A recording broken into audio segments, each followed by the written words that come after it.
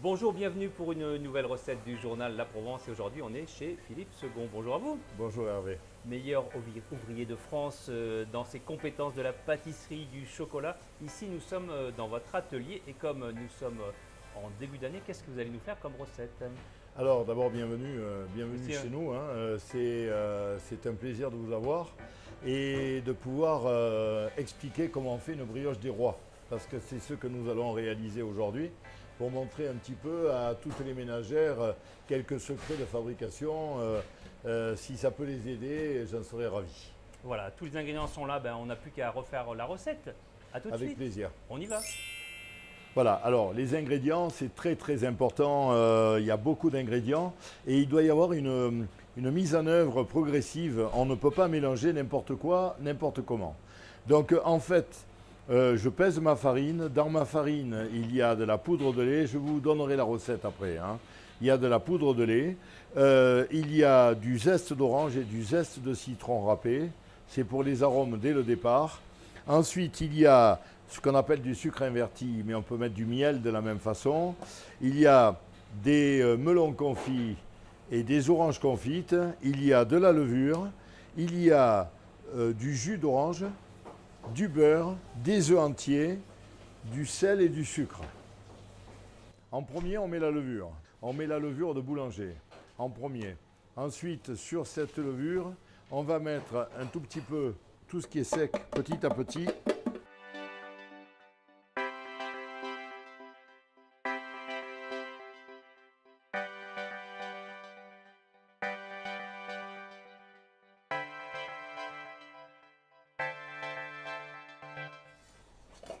Alors l'intérêt de mettre du miel ou du sucre inverti dans une pâte, c'est que ça donne une souplesse, une élasticité à la pâte et une conservation magnifique. Notre dernier ingrédient avant les fruits confits et le beurre, c'est le sel. Et après, on règle la dureté de la pâte avec de l'eau tiède. Voilà, vous voyez, il faut une pâte qui colle au doigt comme ça, que l'on a, qui est vraiment très collante. Et c'est cette pâte que nous allons pétrir longuement. Là, on va rajouter les fruits maintenant. Vous voyez, la pâte continue à couler, mais déjà, elle colle beaucoup moins au doigt. Alors, les fruits confits, c'est très important. On peut rajouter...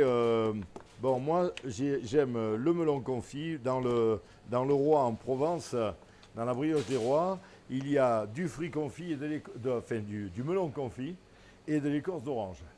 On peut rajouter également quelques morceaux de pruneau, on peut rajouter des fruits secs, on peut rajouter tout ce que l'on veut, mais l'idéal c'est ça, hein. Et là je repars et je repétris. Et vous voyez, la pâte commence à être très très élastique, n'est-ce pas? Et elle commence à devenir une pâte à brioche en fait, hein. Là on met le beurre à l'intérieur et là on fait la dernière phase de la pétrie, jusqu'à arriver à une pâte très élastique, très lisse et pas coulante, qui tient mais qui a beaucoup de corps en fait.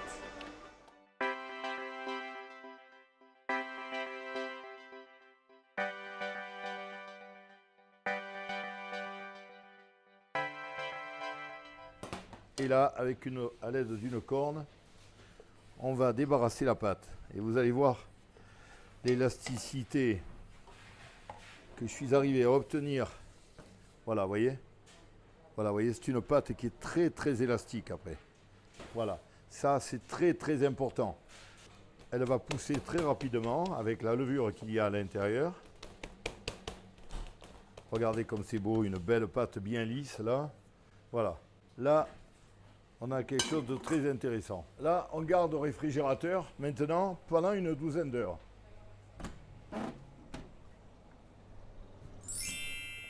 Alors, comme vous pouvez le constater, la pâte a bien refroidi, elle a bien bloqué. On va faire 400 grammes, on va faire un joli roi, une jolie brioche. J'ai un bloc de 400 grammes. Et donc, pour façonner, il y a plusieurs méthodes. La méthode la plus facile pour la ménagère, c'est on aplatit et on fait environ toujours la même chose, c'est-à-dire environ 10 à 15 cm de large. Il faut surtout bien la façonner comme vous diriez une baguette, quoi, vous voyez? Et là, il faut l'étaler régulièrement. Donc il faut, l'idéal c'est ça, c'est la taille d'un manche à balai.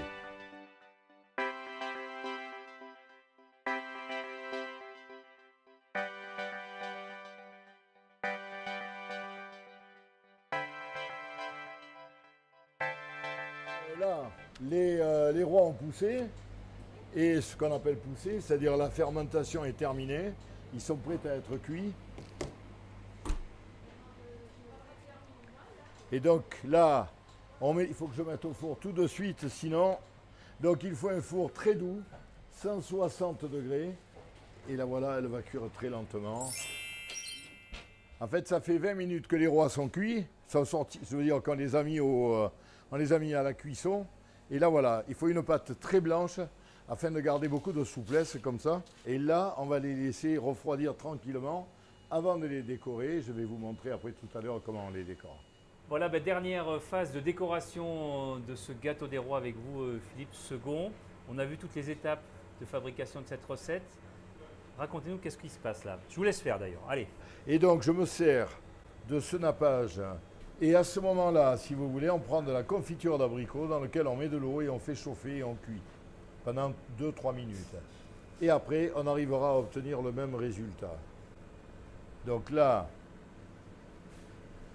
voilà. Alors après, il y a plusieurs possibilités. Ou on met du sucre autour, ou on met du sucre en partie. Moi, j'aime bien mettre du sucre que sur des portions. Ça nous permet, les personnes qui ne veulent pas de sucre pourront en avoir.